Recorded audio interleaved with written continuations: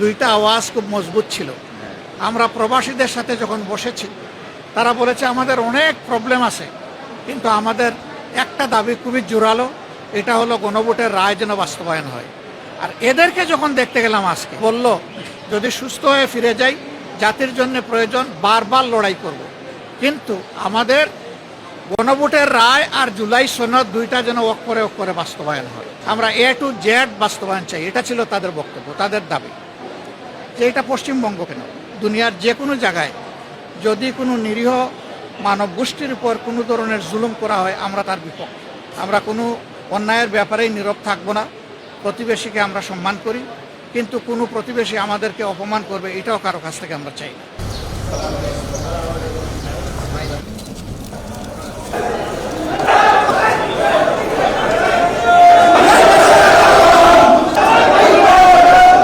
সাংবাদিক বন্ধুগণ, আপনারা সবাই কেমন আছেন? কষ্ট করে এসেছেন এই রোদের মধ্যে। আপনারা জানেন যে গত 1 তারিখ আমরা দুটি দেশ সফরের উদ্দেশ্যে রওনা করেছিলাম, প্রথমত জাপান এবং পরবর্তীতে থাইল্যান্ড। জাপানের সফরটি ছিল সরকারি এবং বেসরকারি পর্যায়ে। আমরা 8 দিন সেখানে অবস্থান করেছি। এই অবস্থানকালে আমরা জাপান সরকারের পররাষ্ট্র মন্ত্রণালয়ের যিনি ভাইস মিনিস্টার, তার সাথে আমরা আলোচনা করেছি। এই আলোচনা খুবই অর্থবহ ছিল। আপনারা এও জানেন যে স্বাধীনতার পর জাপান 1972 সালের 1 জুলাই তাদের এমবেসি বাংলাদেশে স্থাপন করে, এবং সেই থেকেই তারা আমাদের সাথে কাজ করে যাচ্ছেন। জাইকা আমাদের অন্যতম বড় উন্নয়ন পার্টনার, অংশীদার। তারা বিশ্বের 151টি দেশে কাজ করেন, কিন্তু বাংলাদেশ হচ্ছে তাদের দ্বিতীয় বৃহত্তম হাব। এদিক থেকে বাংলাদেশ তাদের কাছে খুবই গুরুত্বপূর্ণ। তাদের সাথেও আমাদের আলোচনা হয়েছে। এখানে সাউথ ইস্ট এশিয়ার যিনি ডিজি, তার সাথে ফ্রুটফুল বৈঠক হয়েছে। এই প্রত্যেকটি বৈঠকই 1 ঘন্টার কম কোনোটাই স্থায়ী ছিল না। দীর্ঘ সময় ধরে অনেক বিষয়ে আমরা আলাপ আলোচনা করেছি। বাংলাদেশ এবং জাপান দুটি দেশ আরও ঘনিষ্ঠভাবে কাজ করার মাধ্যমে আমরা বাংলাদেশের উন্নয়নকে আরও কীভাবে বেশি নিশ্চিত করতে পারি, এগুলাই ছিল আমাদের আলোচনার মূল বিষয়বস্তু। সেই সাথে আমাদের education exchange programme, skill development programme, বিভিন্ন খাতে তাদের বিনিয়োগ এবং বিদ্যমান যে সমস্ত প্রকল্প আছে সেগুলা সঠিক সময়ে যাতে মানসম্মতভাবে শেষ হয়, স্বচ্ছতার সাথে শেষ হয়, সে বিষয়গুলো আমরা তাদের সামনে তুলে ধরেছি। আপনারা জানেন যে জাপান একটি স্বচ্ছ দেশ, তাদের সবগুলা ডিলই স্বচ্ছ থাকে। তারপরেও আমাদের দেশে অনেক প্রবলেম আছে আমরা জানি। আমরা তাদেরকে এই বিষয়গুলো নজরে নেওয়ার অনুরোধ করেছি, যাতে তাদের অংশীদারিত্বের প্রত্যেকটি টাকাই গুনে গুনে কাজে লাগে, তার কোনো অপব্যবহার না হয়, অপচয় না হয়, দুর্নীতি না হয়, এখান থেকে লুটপাট না হয়। তারাও আমাদের সাথে একমত যে এই বিষয়ে তারা তাদের দিক থেকে সর্বোচ্চ সতর্কতা তারা অবলম্বন করবেন। আমরা সিটি গভর্নরের সাথে মূলত বসেছিলাম তাদের ডিজাস্টার ম্যানেজমেন্ট এবং ওয়াটার সাপ্লাই, এই দুইটা বিষয়ে তারা কিভাবে এত বড় একটা সিটিকে ম্যানেজ করে, এটা বোঝার জন্য। আপনারা জানেন জাপান হচ্ছে বিশ্বের সবচেয়ে বেশি এটাকে ভূমিকম্প প্রবণ এলাকা। আমরা থাকা অবস্থায় আমরা 8 দিন ছিলাম, এর মধ্যে 6 দিনই ভূমিকম্প হয়েছে। এরকম একটা দেশের নাম হচ্ছে জাপান। সেই জাপান কিভাবে তাদের এত বড় ইনফ্রাস্ট্রাকচার ম্যানেজমেন্ট করে, এটা আমাদের বিশাল কিউরিওসিটি ছিল। সেই বিষয়ে অনেক কথা তাদের সাথে হয়েছে। আশা করি দেশের ভবিষ্যতে উন্নয়নে এগুলা কাজে লাগবে ইনশাআল্লাহ। এরপরে জাইকার সাথেও মিটিং হয়েছে। তাদের আরও সামনে অনেকগুলো বড় প্রকল্পের চিন্তা আছে। আমরা তাদেরকে বলেছি যে শুধুমাত্র আরবান ডেভেলপমেন্ট নয়, শহরে অবকাঠামো নয়, বরঞ্চ গ্রামীণ অবকাঠামো উন্নয়নেও তারা যেন ভূমিকা রাখতে পারে, যাতে আমাদের দেশে একটা সমান্তরাল ইউনিফর্ম একটা ডেভেলপমেন্টের পরিবেশ সৃষ্টি হয়। এরপরে আমরা অন্যতম একটা বড় দাতা সংস্থা, এটা বিশ্বের 3য় বৃহত্তম দাতা সংস্থা, যারা বাংলাদেশে 2টা অঙ্গনে কাজ করে। একটা লেপ্রোসি নির্মূলে কাজ করে, আরেকটা তারা আমাদের রোহিঙ্গাদের মধ্যে কাজ করে। রোহিঙ্গা শরণার্থী যারা আছেন, বাসাঞ্চলে তাদের কাজ আছে, পুকিয়া এবং টেকনাফে তাদের কাজ আছে, আর সারা দেশে তাদের লেপ্রোসির উপরে কাজ আছে। তো এই বিষয়গুলো নিয়ে তাদের সাথে আমাদের ডিটেলস আলোচনা হয়েছে। তারা ক্লাইমেট চেঞ্জের জলবায়ু পরিবর্তনের যে আমরা ওয়ার্স্ট ভিকটিম হয়েছি, এই ক্ষেত্রেও তারা অনেক কাজ করতে চায়, তারা একটা পরিবেশ চায়। আমরা তাদেরকে নিশ্চিত করেছি যে আমরা সরকারি দলে না বিরোধী দলে, এটা বড় কথা না। আমরা আমাদের দেশকে ভালোবাসি, আমরা আমাদের দেশের উন্নয়ন চাই। তোমরা আসো, আমরা সবাই মিলেই তোমাদেরকে উপযুক্ত পরিবেশ দিব যাতে তোমরা সুন্দরভাবে কাজ করতে পারো। এর বাইরে আমরা নাগুয়া নামের তাদের একটা বড় শহর আছে, দ্বিতীয় বৃহত্তম শহর। সেখানে মূলত তাদের মোটর ইন্ডাস্ট্রিগুলো ওখানে আছে। এটাকে বলা হয় টয়োটার রাজধানী। তা আমরা সেই জায়গায় গিয়েছি, ওগুলো দেখার বোঝার চেষ্টা করেছি এবং সেখানকার বাংলাদেশি কমিউনিটির সাথে আমরা মত বিনিময়ে মিলিত হয়েছি। তাদের সুখ দুঃখের কথা শুনেছি, দেশকে নিয়ে তাদের প্রত্যাশা, ভাবনা, স্বপ্নের কথা শুনেছি। তারা কি চায় সেটা আমরা বোঝার চেষ্টা করেছি।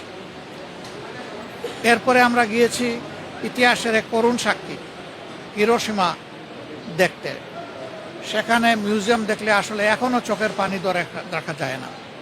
বিষয়টা এতই মর্মান্তিক ছিল।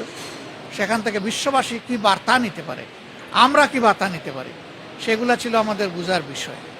তো যেখানেই আমরা গিয়েছি, সরকারি, আধা সরকারি, স্বায়ত্তশাসিত জাপানের সবগুলা সংস্থাই আমাদেরকে আন্তরিকভাবে তারা অভ্যর্থনা জানিয়েছে এবং সহযোগিতা করেছে। আমরা লক্ষ্য করেছি একটা জিনিস, যে বাংলাদেশকে নিয়ে তাদের বিপুল প্রত্যাশা আছে, কিন্তু আবার তাদের একটা সতর্কতার বা আশঙ্কার জায়গা আছে যে তারা কি নিরাপদে, সুন্দরভাবে, তারা যেমনটা চায় স্বচ্ছভাবে কাজ করতে, সেটা তারা পারবে কিনা। এই জায়গাটা বাংলাদেশের এখন নিশ্চিত করার দায়িত্ব। বর্তমানে সরকারে যারা আছেন তাদের প্রতি আমাদের আহ্বান থাকবে, অবশ্যই সরকারেরই দায়িত্ব হচ্ছে দেশকে এগিয়ে নেওয়ার।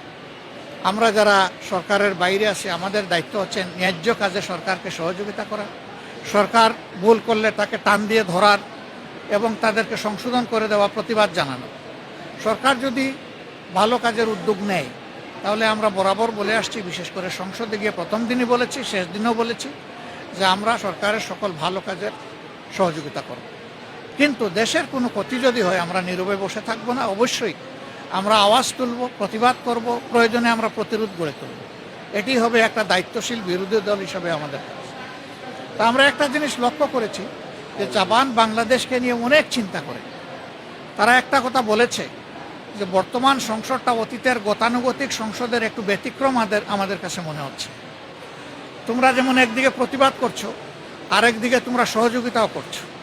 এইভাবে যদি তোমরা তোমাদের দেশকে ভালোবাসো, তাহলে আমরাও তোমাদের প্রতি ভালোবাসা বাড়িয়ে দেব। এটা কিন্তু তাদের একটা অত্যন্ত মজবুত বার্তা এই দেশ এবং জনগণের জন্য। আমরা তাদের সাথে আলোচনায় তারা কি কি করতে পারে, অনেক বিষয় নিয়েই তাদের সাথে আলোচনা হয়েছে। এর মধ্যে একটা বিষয় ছিল, আমাদের দেশে আপনারা জানেন যে বিপুল সংখ্যক ক্যান্সারের রোগী আছে।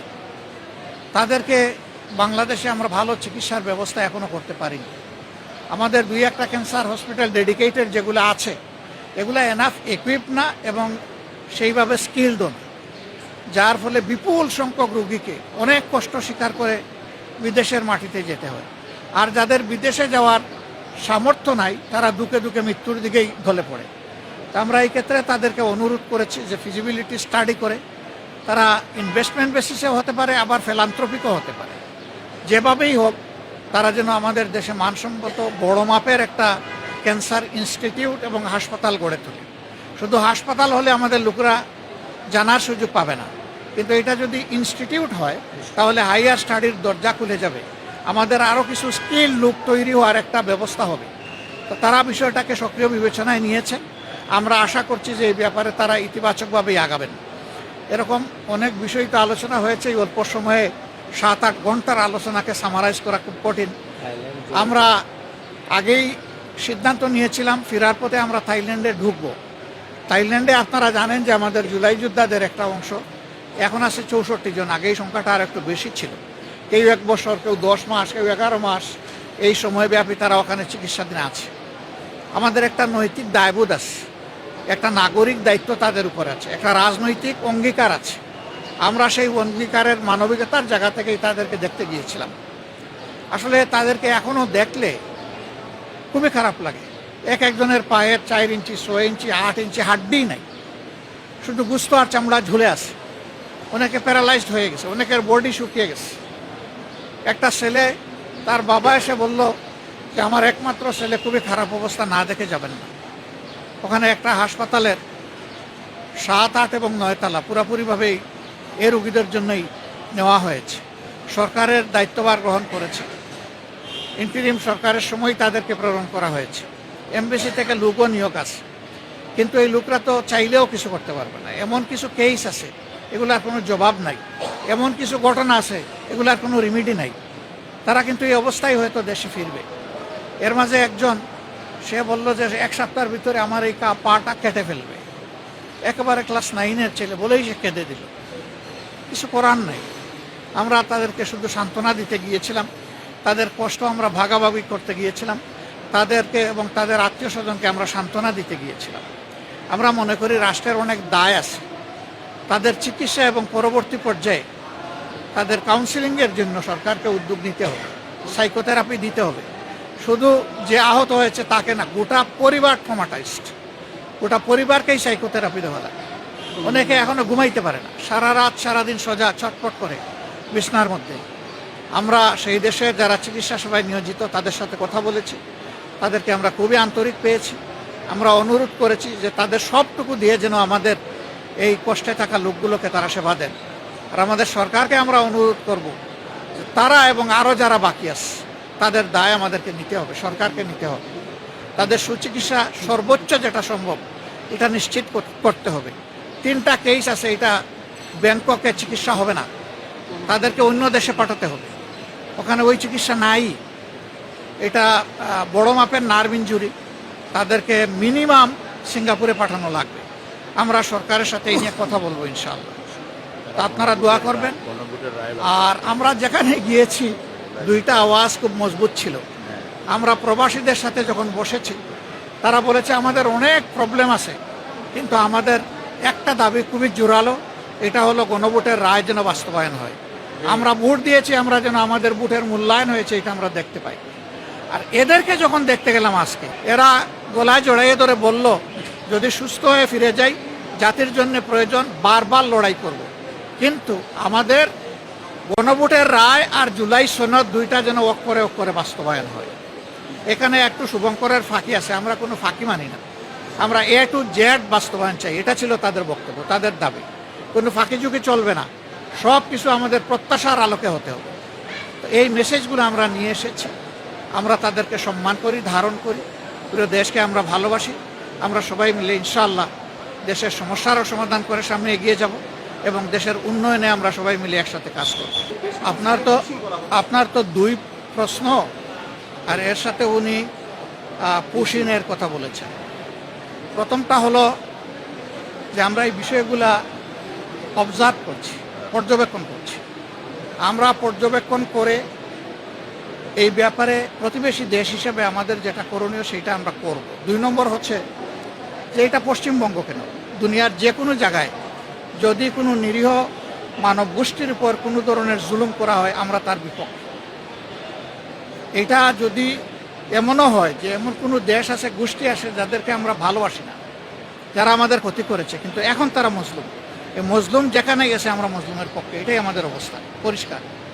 2 নম্বর হচ্ছে ইসলাম ধর্মকে সেখানে আইডেন্টিফাই আলাদা করা হবে কেন? তাদের দেশের তো সংবিধান হলো ধর্মনিরপেক্ষ সংবিধান। সেই দেশে সকল ধর্মের মানুষের তার ধর্মীয় অধিকার, তার নাগরিক অধিকার ভোগ করার পূর্ণ এখতিয়ার আছে। আমরা ইন্ডিয়া সরকারের প্রতি অনুরোধ জানাবো বিশেষ কোনো ধর্ম, বর্ণ কিংবা গোত্রকে যেন টার্গেট করে কারো কোনো ক্ষতি সাধন করা না হয়। আমরা এটা তাদের প্রতি আহ্বান জানাবো। আর পুশিনের যে বিষয়টা বলেছেন এটা আরও যাচাই বাছাই করে যদি সেই রকম কোনো বিষয় আমাদের সামনে আসে আমাদের ভূমিকা আপনারা দেখবেন ইনশাআল্লাহ। আমরা কোনো অন্যায়ের ব্যাপারেই নীরব থাকবো না।